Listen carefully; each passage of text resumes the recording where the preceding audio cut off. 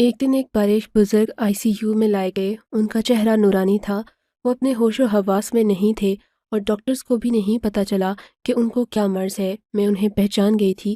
وہ بزرگ پہلے بھی اپنی بیگم کے ساتھ آئے تھے یہاں کوئی ٹیسٹ کروانے۔ اس وقت وہ اتنے بیمار نہیں تھے، چل پھر سکتے تھے آسانی سے۔ میری عادت تھی میں ICU میں موبائل میں سورہ رحمان کی آڈیو چلا دیا کرتی تاکہ مریضوں کو افاقہ ہو۔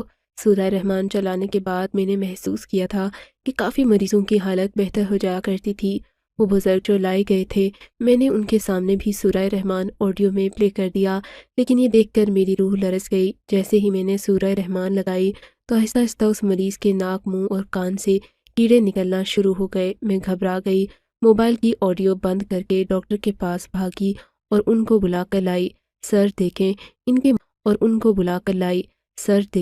ان کے منہ، ناک اور کان سے کیڑے نکل رہے ہیں۔ میں نے ڈاکٹر سے کہا، لیکن میں یہ دیکھ کر حیران ہوئی کہ وہاں اب کوئی کیڑا نظر نہیں آ رہا تھا۔ ڈاکٹرز کے سامنے مجھے بہت شرمندگی کا سامنا کرنا پڑا۔ میں خود پر بھی حیران تھی کہ آخر وہ کیڑے کہاں غائب ہو گئے۔ مجھے اب اپنے آپ پر غصہ آنے لگا، کیوں میں نے اتنی جلد بازی میں ڈاکٹر صاحب کو بلایا۔ پھر جب اگلے دن میں نے تلاوت پلے کی اپنے موبائل میں، تب بھی اس مریض کے منہ اور ناک سے کیڑے نکلنے لگے۔ میں ایک بار پھر ڈاکٹر پاس گئی، ڈاکٹر صاحب آ کر دیکھیں، میں جھوٹ نہیں بول رہی، آپ خود اپنی آنکھوں سے دیکھ لیں، واقعی میں اس شخص کے منہ اور ناک سے کیڑے نکل رہے ہیں۔ میں نے پھولی ہوئی سانسوں کے ساتھ کہا۔ ڈاکٹر صاحب نے پہلے تو میری طرف بیزاری سے دیکھا، پھر میرے بے حد اصرار پر کھڑے ہوئے۔ ہم جلدی جلدی ICU کی طرف بھاگے۔ بس مجھے یہی پریشانی تھی کہ کہیں وہ کیڑے پھر سے غائب ہی، لیکن جیسے ہی ہم وہاں پہنچے وہ کیڑے پھر سے غائب ہو چکے تھے۔ ایسا لگ رہا تھا کبھی تھے ہی نہیں۔ اس بار ڈاکٹر صاحب نے غصے سے میری طرف دیکھا۔ مجھے خود پر غصہ بھی آ رہا تھا اور شرمندگی الگ۔ میرا یقین کریں ڈاکٹر صاحب، میں نے خود اس کے منہ سے کیڑے نکلتے ہوئے دیکھے ہیں، میں نے پریشانی سے کہا۔ ڈاکٹر صاحب نے نفی میں افسوس کے انداز میں سر ہلایا اور بولے، دیکھیں، آپ نے پہلے بھی میرا وقت برباد کیا ہے، میں اتنا فارغ نہیں ہوں، پھر بھی آپ کے کہنے پر آ گیا، مجھے آپ سے اس حماقت کی امید نہیں تھی۔ ڈاکٹر صاحب یہ کہتے ہوئے وہاں سے چلے گئے۔ کچھ دن یوں ہی گزر گئے، میں نے غور نہیں کیا۔ ایک دن پھر میں نے سورہ رحمان کی تلاوت لگا دی تو دیکھا اس کے ناک اور منہ سے کیڑے نکلنے لگے، حالانکہ وہ بزرگ وینٹیلیٹر میں تھے۔ میرے ذہن میں ایک دھماکہ ہوا، مجھے ایسا لگا جیسے میں سورہ رحمان کی تلاوت پلے کرتی ہوں تبھی اس شخص کے منہ سے کیڑے نکلتے ہیں اور تلاوت بند کرتے وقت غائب ہو جاتے ہیں۔ میں نے 2-3 بار ایسا کر کے دیکھا، میرا گمان یقین میں بدل گیا تھا۔ واقعی ایسا ہی تھا جیسا میں سوچ رہی تھی۔ جیسے ہی تلاوت شروع ہوتی اس شخص کے منہ سے کیڑے نکلنا شروع ہو جاتے اور جب میں تلاوت بند کر دیتی کیڑے غائب ہو جاتے۔ مجھے ساری بات سمجھ آ گئی تھی۔ میں نے سوچا ڈاکٹرز کو بلاؤں، لیکن اس دن والی شرمندگی بھی یاد تھی۔ پھر میں نے عصر کے وقت دوبارہ سورہ رحمان لگائی تو وہ کیڑے پھر سے نظر آ گئے۔ ایسا کیوں ہو رہا تھا میں یہ سمجھنے سے قاصر تھی، مگر میں یہ جاننا چاہتی تھی کہ شخص کے ساتھ آخر کیا ماجرا ہے اور اس کا قرآن سے کیا تعلق ہے۔ سوچا میں ڈاکٹر صاحب کو خود نہیں بلاؤں گی، جب وہ راؤنڈ پر آئیں گے تو میں تلاوت پلے کر دوں گی اور سب کچھ واضح ہو جائے گا۔ جیسے ہی ڈاکٹر صاحب اندر داخل ہوئے، میں نے اپنا موبائل نکالا اور سورہ رحمان کی تلاوت پلے کر کے اس شخص کے کان کے قریب رکھ دی۔ ہلکی ڈاکٹر صاحب کے کانوں تک نہیں پہنچ رہی تھی کیونکہ میں نے آواز کافی کم رکھی ہوئی تھی۔ یہ دیکھ کر میں حیران رہ گئی کہ آج اس شخص کی آنکھوں سے بھی کیڑے نکل رہے تھے۔ او خدایا، یہ کیا معجزہ ہے، میری سمجھ میں نہیں آ رہا تھا۔ دیکھیے ڈاکٹر صاحب، میں جھوٹ نہیں بول رہی تھی، آپ خود دیکھ لیں۔ میں نے پھر سے ڈاکٹر کو دکھایا تو وہ بھی حیران رہ گئے۔ یہ تو واقعی بہت حیرانگی کی بات ہے، ڈاکٹر صاحب بولے۔ اتنے میں مریض کی بیوی بھی آ گئی۔ جب اس کی بیوی نے یہ حال دیکھا تو ہنگامہ ڈال دیا، میرا شوہر بالکل ٹھیک تھا، تم لوگوں نے اس کے اندر کیڑے ڈال دیے ہیں۔ اس عورت نے چیخنا چلانا شروع کر دیا۔ ہم سب لوگ پریشان ہو گئے اس عورت کے اس طرح واویلا مچانے پر، کیونکہ وہ ایک نیک پردہ دار خاتون تھیں اور پہلے بھی آئی تھیں۔ اس دن انہوں نے بہت صبر و تحمل کا مظاہرہ کیا۔ ان کے ہاتھ میں تسبیح تھی، بیچ میں اذان ہوئی تو دونوں میاں بیوی نے ایک دم سے نماز بھی قائم کی۔ ہسپتال کے اندر ہی میں ان دونوں سے بہت متاثر تھی، لیکن اس نیک خاتون کا یوں ہنگامہ کرنا میری سمجھ سے باہر تھا۔ دیکھیے بی بی، یہاں 6 مہینے سے مریض ICU میں پڑے ہوئے ہیں، ان میں سے تو کسی کو کیڑے نہیں پڑے۔ ڈاکٹر کے جانے کے بعد میں نے ان خاتون کو آرام سے بٹھایا اور سمجھایا، لیکن وہ خاتون کچھ سننے کو تیار نہیں تھیں۔ ڈاکٹر صاحب نے کہا تھا کہ اس مریض کا ایڈز کا ٹیسٹ ہوگا، جس پر وہ خاتون مزید سیخ پا ہو گئیں۔ اس دن تو وہ ہنگامہ کر کے چلی گئیں، لیکن اگلے دن آئیں تو کافی بہتر محسوس ہو رہی تھیں۔ ان کی پریشانی ان کے چہرے سے چھلک رہی تھی۔ آج وہ بالکل خاموش تھیں۔ اپنے شوہر کو دیکھنے کے بعد وہ بالکل پریشان وہیں بیٹھ گئیں۔ میں نے ان کو پانی کا گلاس دیا۔ کیا میرے شوہر کو واقعی ایڈز ہے؟ اس عورت نے پریشانی سے پوچھا۔ ڈاکٹر صاحب نے شک ظاہر کیا ہے، ان کے لیے ٹیسٹ کروا کر بھیجے ہیں، کچھ دن میں رپورٹس مل جائیں گی، میں نے آرام سے بتایا۔ وہ تھوڑی دیر سوچنے کے بعد پھوٹ پھوٹ کر رونا شروع ہو گئیں۔ میں نے ان کو کھل کر رونے دیا تاکہ ان کے اندر کا غبار نکل جائے۔ مجھے ایسا محسوس ہو رہا تھا کہ وہ عورت مجھے کچھ بتانا چاہ رہی ہے لیکن ہمت نہیں کر پا رہی تھی۔ میں نے اس کے کام میں آسانی کرتے ہوئے خود ہی پوچھ ڈالا، لگتا ہے آپ کے اندر کوئی بات ہے جو آپ کو پریشان کر رہی ہے، اگر مناسب سمجھیں تو مجھ سے شیئر کر لیں، اپنے دل کا بوجھ ہلکا کر لیں، میں کسی کو کچھ نہیں بتاؤں گی۔ میں نے کہا لیکن وہ عورت کچھ نہ بولی۔ آپ جانتی ہیں جب میں سورہ رحمان موبائل میں پلے کرتی ہوں تو آپ کے شوہر کے منہ سے کیڑے نکلنا شروع ہو جاتے ہیں، جب میں تلاوت بند کرتی ہوں تو کیڑے غائب ہو جاتے ہیں۔ مجھے سمجھ نہیں آ رہی کہ اس بات کا تلاوت سے کیا تعلق ہے، نہ جانے کیوں مجھے لگ رہا ہے کہ آپ بہت کچھ جانتی ہیں اس معاملے میں، اور میں اس بات پر بھی حیران ہوں کہ آپ دونوں میاں بیوی بہت نیکوکار معلوم ہوتے ہیں، پھر آپ کے شوہر کے ساتھ ہے۔ میں نے کہا تو اس عورت نے زخمی نظروں سے میری طرف دیکھا۔ تم وعدہ کرو تم کسی سے کچھ نہیں کہو گی، میرا اس دنیا میں کوئی نہیں ہے جس کو میں یہ بتا کر اپنا بوجھ ہلکا کر سکوں، مگر میرے دل میں کئی سالوں سے بوجھ ہے اور یہ بہت بڑھ گیا ہے۔ اس عورت نے کہہ کر اپنی کہانی شروع کی۔ میرا شوہر ایک پیر بابا تھا، اس عورت نے گھمبیر آواز میں کہا۔ ایسا کہتے ہوئے اس کے چہرے پر ایک عجیب سا خوف طاری ہو گیا۔ میں اس کے اس خوف کو دیکھ بھی رہی تھی اور محسوس بھی کر سکتی تھی۔ میں سمجھ گئی تھی کہ اس عورت کے سینے میں ایک بھیانک اور خوفناک داستان پوشیدہ ہے۔ میں نے اپنے اندر داستان کو سننے کی ہمت پیدا کر رہی تھی۔ اس نے جو کچھ مجھے بتایا، آئیے میں اس کی کہانی اسی کی زبانی آپ کو سناتی ہوں۔ میرا نام نور بانو ہے، میری شادی بہت کم عمری میں ہوئی تھی۔ میں نے سسرال میں بہت مظالم جھیلے تھے، ساس، نندیں، سسر، یہاں تک کہ دیور بھی مجھ پر ظلم کرتے، لیکن میرا شوہر مجھ سے محبت کرتے اس کے ساتھ رہنے پر مجبور کیا ہوا تھا۔ میں بہت کم سن اور حسین تھی، اسی وجہ سے میرا شوہر میرا دیوانہ تھا، لیکن میری ساس نے اسے مجھ سے بدگمان کر دیا اور میرے شوہر نے مجھے مارنا پیٹنا شروع کر دیا۔ یہ ظلم میری برداشت سے باہر تھا، کیونکہ ہم میاں بیوی کے مابین بہت زیادہ محبت تھی۔ اسی محبت کے آسرے پر میں گھر میں رہ رہی تھی اور اب وہ آسرا مجھ سے چھن گیا تھا۔ مجھے یقین تھا میری ساس نے میرے شوہر پر کوئی جادو کروایا ہے، اب مجھے اس سے نفرت ہو گئی ہے، ورنہ وہ مجھ سے اتنی محبت کرتا تھا اور میں بھی۔ پھر ایک دن میری سہیلی نے مجھے مشورہ دیا، جب تمہاری ساس نے جادو کیا ہے تمہارے شوہر پر تو تم بھی کوئی جادو کرواؤ۔ میں ایک ایسے عامل بابا کو جانتی ہوں جس کے جادو کا کوئی توڑ ہی نہیں، شوہر غلام بن جاتا ہے ساری زندگی کے لیے۔ میری سہیلی نجمہ کی بات سن کر مجھے حوصلہ ملا، میں فوراً کمر بستہ ہو گئی عامل بابا کے پاس جانے کے لیے۔ میں چوری چھپے اپنی سہیلی کے ساتھ عامل بابا نے اپنی تمام رودات سنا ڈالی۔ عامل بابا کا آستانہ عجیب سا تھا، وہاں پر قرآنی آیات کی تصاویر لگی ہوئی تھیں۔ عامل بابا نے بتایا کہ وہ قرآن سے جائز عمل کرتے ہیں، تو یہ سن کر مجھے تسلی ہوئی۔ میری عمر اس وقت صرف 19 سال تھی، مجھے دین کی کوئی خاص خبر نہیں تھی۔ ہم پسماندہ علاقوں میں رہتے تھے جہاں دین کی تعلیم نہ ہونے کے برابر تھی۔ میں نے محسوس کیا عامل بابا مجھے عجیب نظروں سے دیکھ رہے تھے۔ یہ بابا مجھے ایسے کیوں دیکھ رہے ہیں؟ میں نے اپنی سہیلی نجمہ کے کانوں میں سرگوشی کی۔ ضرور تمہارے چہرے پر کچھ دم کر رہے ہوں گے، پریشان نہ ہو، آخر وہ بھی تو جائزہ لیں گے نا۔ نجمہ نے کہا تو میں خاموش ہو گئی۔ عامل بابا نے کچھ قرآنی آیت کا ورد شروع کر دیا تو میں مزید مطمئن ہو گئی کہ میں کچھ غلط نہیں کر رہی۔ مجھے قرآن پڑھنا نہیں آتا تھا لیکن میں سمجھ رہی تھی کہ عامل بابا جو پڑھ رہے ہیں یقیناً وہ قرآن پاک ہی ہے، کیونکہ جب میں چھوٹی تھی بچپن میں دادا کو قرآن پاک پڑھتا ہوا سنتی آئی تھی۔ عامل بابا اپنے کمرے میں اندھیرا کر دیا، صرف ایک موم بتی جلا دی اور سامنے کچھ رکھ دیا جسے میں سمجھنے کی کوشش کر رہی تھی کہ یہ کیا چیز ہے۔ پھر مجھے اندازہ ہوا کہ کوئی انسانی کھوپڑی تھی۔ عامل بابا کچھ پڑھتے جا رہے تھے، اس قسم کے عجیب و غریب حرکات کرتے ہوئے آدھا گھنٹہ گزر چکا تھا۔ پھر انہوں نے اس کھوپڑی کو سجدہ کیا، مجھے بھی ایسا ہی کرنے کو کہا۔ میں سسرالیوں سے نفرت میں اتنا آگے بڑھ گئی تھی اور ان مظالم سے تنگ تھی، اس لیے بابا نے جیسا کہا میں ویسا کرتی چلی گئی۔ شوہر کی مار پیٹ کی وجہ سے میرے دماغ نے کام کرنا چھوڑ دیا تھا، میرا ضمیر گہری نیند سو چکا تھا، میرا دل پتھر کی مانند سخت ہو گیا تھا۔ انہوں نے مجھے کچھ تعویذات دیے کہ میں انہیں استعمال کروں اور طریقہ بھی بتایا اور یہ یقین دہانی بھی کروائی کہ ان سے افاقہ ہوگا، شوہر غلام بن جائے گا۔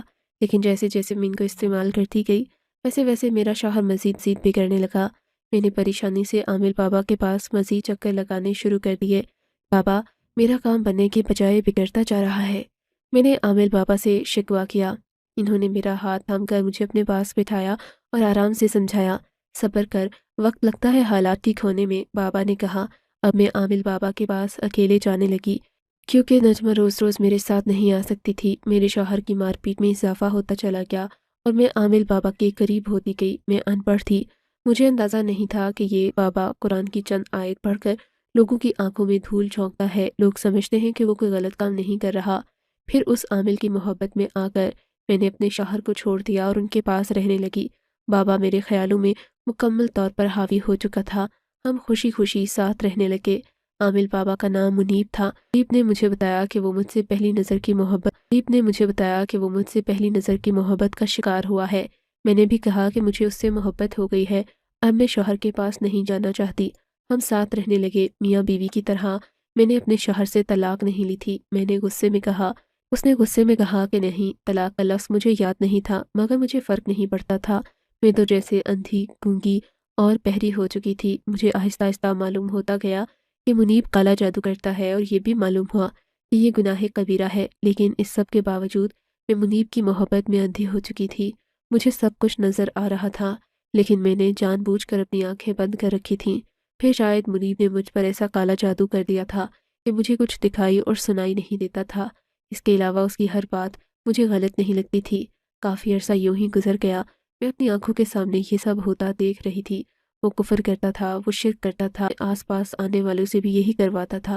میں سب دیکھ رہی تھی۔ پھر کچھ عرصہ بعد میں نے منیب کے اندر عجیب قسم کی تبدیلیاں محسوس کیں۔ میں نے دیکھا کچھ دن سے منیب پریشان ہے اور اپنا کام بھی نہیں کر رہا۔ وہ ہر وقت سوچوں میں غلطاں رہتا ہے، لیکن مجھ سے کچھ نہیں کہتا۔ اس کی آنکھوں میں عجیب سی وحشت مجھے نظر آنے لگی، جو پہلے کبھی نہیں تھی۔ یہ وحشت تھی یا کوئی خوف تھا، میں سمجھنے سے قاصر تھی۔ میں اس انتظار میں تھی کہ وہ اپنی پریشانی کی وجہ مجھ سے بیان کرے گا، لیکن وہ اندر ہی اندر گھٹ رہا تھا، مجھ سے کچھ کہہ نہیں پا رہا تھا۔ میں اس کے بولنے کا انتظار کافی دن کرتی رہی، لیکن جب آگے سے خاموشی تھی اور کچھ نہ بولا، تو پھر ایک دن میں نے وجہ پوچھی۔ وہ رونے لگا، اتنا رویا کہ میں نے کبھی بھی اسے اس طرح روتا ہوا نہیں دیکھا تھا۔ جب اس کا رونا بند ہوا تو وہ مجھ سے بولا، نور بانو، میں نے زندگی میں بہت گناہ کیے ہیں، لیکن اب میں چاہتا ہوں کہ میری جان بخشی ہو جائے۔ خود ان گناہوں سے عاجز آ گیا ہوں۔ میں یہ عامل والا کام ہمیشہ کے لیے چھوڑ رہا ہوں۔ میں نے فیصلہ کیا ہے کہ آج کے بعد میں رکشہ چلاؤں گا اور حلال روزی کما کر گزارا کروں گا، بھلا تھوڑی ہی کیوں نہ ہو۔ اگر تم میرے پیسوں میں میرے ساتھ گزارا کر سکتی ہو تو ٹھیک ہے، ورنہ تم اپنے شوہر کے پاس چلی جاؤ، بلکہ تم واپس اپنے شوہر کے پاس ہی چلی جاؤ تاکہ میرے گناہوں میں کمی آ سکے۔ منیب کی یہ باتیں سن کر میں حیران رہ گئی۔ نہیں منیب، میں تمہیں چھوڑ کر کہیں نہیں جاؤں گی، میں تمہارے بغیر نہیں رہ سکتی۔ میں نے رونا شروع کر دیا اور اس کے آگے ہاتھ جوڑ دیے کہ مجھے واپس نہ بھیجے۔ میں واپس نہیں جانا چاہتی تھی، لیکن اس نے مجھے زبردستی واپس میرے شوہر کے پاس بھیج دیا۔ میں وہاں گئی تو میرے شوہر نے مجھے پھر سے مارنا شروع کر دیا اور بولا، میں نے تجھے اسی وقت طلاق دے دی تھی جب تو یہاں سے بھاگ گئی تھی، اب جا یہاں سے۔ اس نے مجھے مار مار کر نکال دیا۔ میں پھر سے منیب کے پاس آ گئی۔ منیب، اس نے مجھے مار کر نکال دیا گھر سے، اور وہ کہہ رہا ہے کہ اس نے مجھے اسی دن طلاق دے دی تھی۔ میں نے منیب سے کہا۔ اس کے بعد منیب مجھے مسجد لے گیا، حلال طریقے سے میرے ساتھ نکاح کر لیا۔ وہ رکشہ چلا کر گزارا کرنے لگا۔ ہم لوگ روکھی سوکھی کھا کر زندگی بسر کر رہے تھے، اور ایک سکون سا آ گیا تھا ہماری زندگی میں۔ منیب دن کو رکشہ چلاتا، ساری رات جاگ کر روتا تھا، اللہ کے حضور اپنے گناہوں کی معافی مانگتا، اور مجھ سے بھی یہی کہتا کہ میں اسے معاف کر دوں۔ نور بانو، مجھے معاف کر دو، میں نے تم پر کالا علم کر کے تمہیں اپنا دیوانہ بنا دیا تھا، مجھ سے بہت بڑا گناہ ہو گیا۔ وہ بچوں کی طرح روتا ہوا مجھ سے معافی مانگتا، مجھے اس کا دکھ ہوتا، وہ واقعی اپنے گناہوں پر نادم تھا۔ میں بھی کبھی اپنے خدا سے معافیا مانگتی۔ یوں سکون سے کافی سال گزر گئے، ہمارے 4 بچے ہو گئے۔ ہم خوش تو تھے بچوں کے آنے سے، لیکن ہمارا گزارا نہیں ہو پا۔ بچے اسکول جاتے، ان کا خرچہ الگ، حالات بد سے بدترین ہوتے چلے گئے۔ منیب بوڑھا ہو رہا تھا، اس میں رکشہ چلانے کی ہمت باقی نہیں رہی تھی، اس کی صحت بھی دن بدن گرتی جا رہی تھی۔ وہ مجھ سے 20 سال بڑا تھا۔ میں اگر گھروں میں کام کرتی تو بچے سنبھالنے والا کوئی نہیں تھا، کیونکہ اپنے گناہوں سے توبہ کرنے کے بعد منیب نے اپنا علاقہ ہمیشہ کے لیے چھوڑ دیا، اور وہ روپوش تھا، اور اس علاقے میں ہم نے کسی سے کوئی تعلق نہیں بنایا تھا۔ منیب کو خوف تھا کہ کوئی اس کے ماضی کے متعلق جان نہ جائے، لیکن پھر ساری بساط الٹ گئی جب ایک بے حد حسین لڑکی روتی ہوئی ہمارے گھر آ گئی۔ بابا جی میری مدد کریں، مجھے سسرال والوں نے تنگ کیا ہے، میری ساس بیمار ہو جائے، سب کو کیڑے پڑ جائیں، کوئی ایسا تعویذ، کوئی ایسا عمل کرے بابا۔ میری ساس نے میری زندگی جہنم بنا کر رکھ دی ہے، شوہر کو میرے پاس بیٹھنے نہیں دیتی۔ وہ لڑکی منیب کے قدموں میں گر کر روتے ہوئے بولی، تم کو میرا پتہ کہاں، یہ سب کام چھوڑ چکا ہوں، ہمیشہ کے لیے توبہ کر چکا ہوں۔ منیب نے کہا، کتنی مشکلوں سے میں نے آپ کا پتہ حاصل کیا ہے، آپ کو اندازہ ہی نہیں اس بات کا، میرا کام کرے ورنہ میں مر جاؤں گی۔ یہ بات کہتے ہوئے لڑکی نے نوٹوں کی گٹری سامنے رکھ دی۔ اتنی غربت اور تنگی کے وقت میں اتنے سارے نوٹ دیکھ کر منیب سمیت میرے دل میں بھی لالچ آنے لگا۔ ایک بار پھر سے ہمارا ایمان ڈگمگایا۔ کافی دیر سوچنے کے بعد منیب نے پھر سے وہی کام شروع کیا۔ ایک بار پھر ہماری توبہ ٹوٹ گئی، ہم پھر سے گناہوں کی دلدل میں جانے لگے۔ منیب نے ایسا عمل کیا کہ اس کے تمام سسرالیوں کو کیڑے پڑ جائیں۔ وہ لڑکی پیسہ پانی کی طرح بہا رہی تھی۔ اس کے بعد اچانک منیب بیمار ہو گیا۔ اب اس کی حالت تمہارے سامنے ہے۔ اس عورت نے اپنی بات ختم کی اور پھر سے رونے لگی۔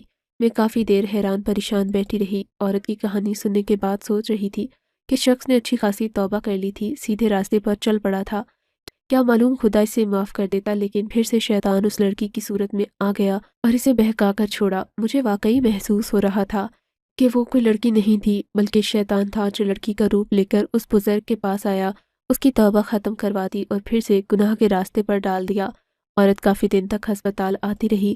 اس کے شوہر منیب کا ایڈز ٹیسٹ پازیٹیو آ گیا۔ یہ سن کر وہ پریشان ہو گئی، یعنی اسے بھی ایڈز ضرور ہوگا۔ اس عورت نے ڈاکٹر سے پوچھا، کیا میں بھی ٹیسٹ کرواؤں؟ ڈاکٹر نے کہا، ہاں تم بھی کرواؤ۔ میں ایک بار پھر سے توبہ کرنا چاہتی ہوں۔ میں نہیں چاہتی کہ میرا انجام بھی منیب جیسا ہو۔ ہم دونوں اپنی توبہ پر قائم رہتے تو یہ دن نہ دیکھنا پڑتا۔ ہمارے چھوٹے بچے ہیں، میری 2 بیٹیاں ہیں، ان کا کیا ہوگا؟ عورت نے روتے ہوئے کہا، مجھے اس کی حالت پر ترس آنے لگا۔ آپ ایک بار پھر سے سچے دل سے توبہ کر لیں، کیا پتہ خدا معاف کر دے۔ وہ غفور و رحیم ہے، بے پرواہ ہے۔ اس نے خود کہا کہ میں جسے چاہوں معاف کر دوں۔ میں نے اس عورت کو دلاسا دلوایا، لیکن مجھے لگ رہا تھا میرا دلاسا اس کے کسی کام کا نہیں ہے۔ ٹیسٹ کروانے کے بعد مجھے معلوم ہوا کہ اس عورت کو بھی ایڈز ہو گیا ہے۔ یہ سن کر اسے پریشانی ہوئی، کیونکہ اس کے چھوٹے بچے تھے اور بیماری سے لڑنا بہت مشکل تھا۔ ان کے پاس پیسے نہیں تھے۔ اس عورت کا شوہر تو کچھ دن بعد ہی وفات پا گیا۔ منیب کی لاش دیکھ کر مجھے عبرت ہو رہی تھی، کیسے ایک شخص مکمل گناہوں سے پاک ہو گیا، لیکن پھر بھی شیطان نے اس کا پیچھا نہیں چھوڑا۔ کئی سالوں کی ریاضت بیکار گئی۔ لیکن میں سوچ رہی تھی کہ آگے کا معاملہ تو خدا ہی جانتا ہے، غیب کا علم اللہ کے پاس ہے۔ اللہ نے منیب کے ساتھ کیا معاملہ کیا یہ تو وہی جانتا ہے۔ اس نے ایسے کام کیے کہ وہ دائرہ اسلام سے خارج تھا، لیکن پھر بھی خدا کی طرف رجوع کیا۔ آگے خدا جانے کیا ہوگا۔ میں تو بس اتنا ہی جانتی ہوں کہ وہ غفور الرحیم ہے، بخشنے والا ہے۔